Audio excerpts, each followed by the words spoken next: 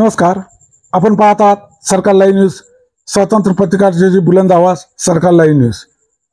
उपविभागीय अधिकारी कार्यालय, नगर परिषद कार्यालय उमरखेड, पोलीस डिपार्टमेंट, सार्वजनिक बांधकाम विभाग मार्फत उमरखेड शहरामध्ये अतिक्रमण हटाव मोहीम चालू आहे।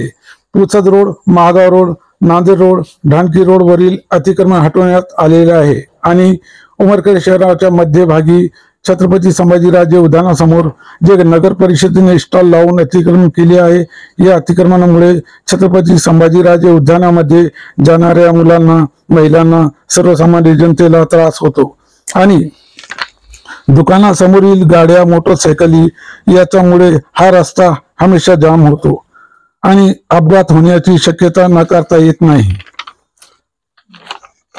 हे अतिक्रमण हटून अपघात होऊ नये यासाठी संबंधित नगरपालिका, सार्वजनिक बांधकाम विभाग, तहसीलदार, एसडीपीओ, एसडीओ यांनी हे अतिक्रमण काढून लोकांना जाण्या येण्यासाठी हे रस्ता मोकळा करून देणे अशी जनतेची मागणी आहे।